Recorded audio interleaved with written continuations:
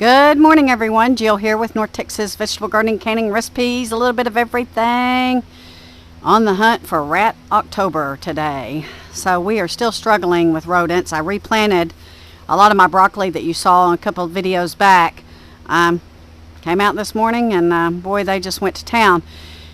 Again, we have been trying the humane catch and release method, and we've caught quite a few. Honestly, we've caught about 10. And we take them far away and release them. But this morning I had something very traumatic, and it involved the red rider, and that's all I'm going to say. I hate doing that, but it had to be done. Now I know that Australia, for instance, has a different climate than we do, and different terrain and different growing. But check out this video.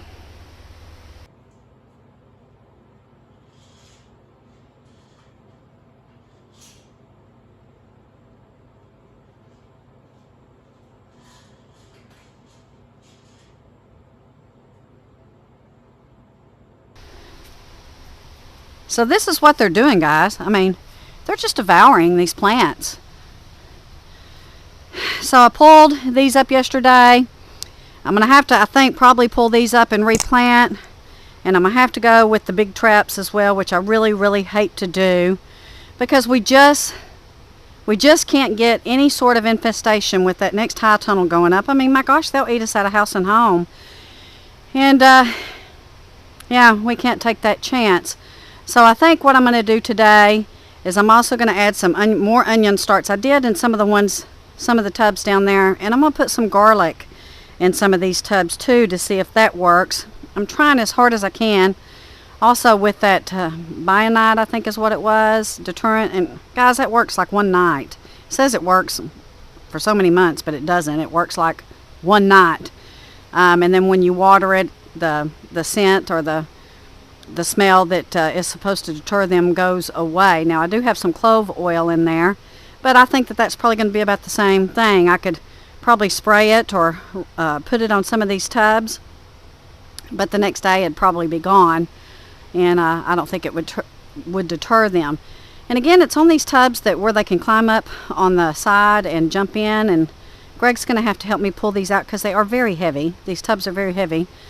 And so we'll probably have to do that tonight. But let's talk about also the cold weather coming our way at the end of this week. So we're going to get our first cold blast by Friday. And I think for these tomatoes, you may remember last year Greg has this plastic, which is a high tunnel inside of a high tunnel, that we can pull down over these and protect them. So I may have to do some pruning back. We want to keep these going. If it's just going to be a couple of days of freezing nights, because during the day this high tunnel heats up and they'll keep going, the tomato plants will, but there's going to come a time where we're going to have an extended cold where we're not going to be able to come out here and pull this down and cover it, and that's probably when we'll go ahead and pull them up so we don't have to fight it all winter and put heat to it, because we did last year, guys. We had those oil radiator type heaters, but they were electric.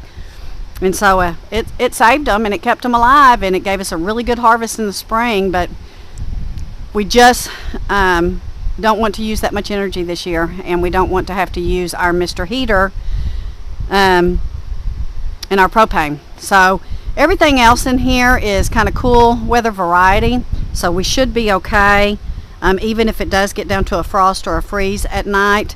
Now the tomatoes over there on the north wall, and let me show you those. These will be hard to try to save because they are on the north wall, and we don't really have any plastic that we can cover them. We got quite a few tomatoes on here, so I think what I can do is I can go ahead and harvest them, and some of them will ripen on their own in the windowsill, and then I'll go ahead and preserve some for fried green tomatoes, and maybe come up with a tomato relish that I can make us. So these are probably not going to be here by the end of the week. It depends on if the weather forecast changes or not. But right now, we're going to keep fostering them, and we're just going to keep going and see. But chances are, these will be gone within the week. So it's quite chilly out here right now, but we're supposed to get up to 78 degrees, believe it or not. And then tomorrow's supposed to be kind of nice, and then a very cold rain comes in tomorrow night with that cold front. Again, I think everything else in here will be fine. I got some root veggies. I got kale, broccoli, cauliflower. Those all should be just fine through this cold snap. So we have some peppers growing on our pepper plants. These I have to be picked probably tomorrow, maybe Wednesday. I can still work outside, especially in that high tunnel if it's raining on Wednesday, and that's what they're saying. But I will watch and see. I may have to go ahead and pick all of those peppers and maybe freeze dry those. We have some beautiful jalapenos, so we're going to have to get these picked, and I'll go ahead and can those up. I have a great canning recipe on the channel.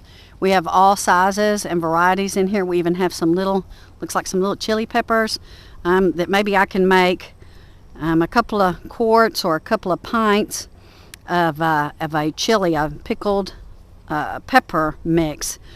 But yeah, we got a lot of work to do in the next 2 days. Here's my cabbage. This got a little bit of windburn, but you can see underneath it looks really good. Now this is the golden acre cabbage, guys. This is a little bit quicker harvest, so that's why I went with the golden harvest. So tomorrow I think I'm going to start some more cabbage seed as well to go in that other high tunnel. And let me go back there and show you, look at there, let me go back there and show you about where we're at on that. So they've got the end walls framed out with the post. Greg is going to go in today and tomorrow and finish up the 2x4s in between, but you can see they also have the wiggle wire tracking on both sides, which was really a big job. So him and Joe got that done yesterday, and hopefully, guys, once Greg gets the remainder of this framed out, we'll be ready to pull the plastic by the weekend, get it tilled up, get some soil added and planted. But yeah, so we're moving along. Look at this. Aren't these just beautiful? This looks like it's a variety of a sunflower, but I have quite a few in here. These are going to be gone probably by the end of the week if we get our first frost or freeze. So I believe these are some of my little serranos, guys. They're not going to come to fruition, but I tell you what I can do. I can make a separate, like vinegar pepper sauce for seasoning. They're looking very beautiful. Look, guys, I mean, it's just, this plant is lush with these little serrano peppers. So let's get these picked. So the sweet potato slips are going to be going inside the high tunnel. Strawberries with a little bit of a sweet potato slip in there. I got to clean this out, and I'll replant this and put it in the high tunnel.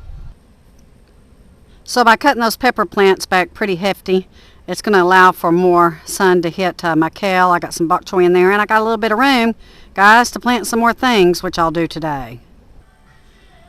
And I think that my tower of power will be going into the high tunnel tomorrow or Wednesday. So you can see I've pretty much stripped it. I made some teas the other night. I'm going to pull some of this up. Some of it I'm going to leave, like my rosemary and my sage. Keep my eucalyptus. I got some lavender up there. But I'm going to plant in these compartments some other cold-friendly plants. And so I'm going to move this into my calendula, guys. It's just about gone. I'm going to move this into the high tunnel and plant some other things in it. Not too shabby, guys, on my pepper harvest. Pretty excited. I got some serranos, some poblanos, some bells, and some jalapenos. So I got to do some canning here today or tomorrow.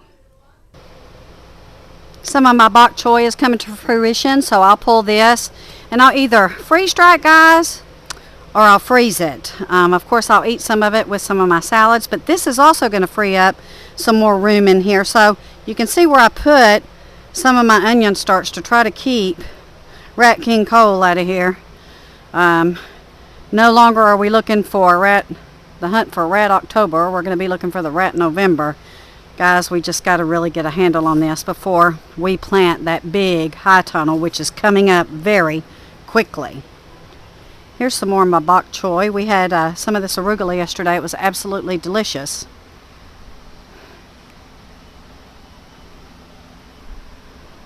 So old man Winter's on his way. He'll be here in a couple of days.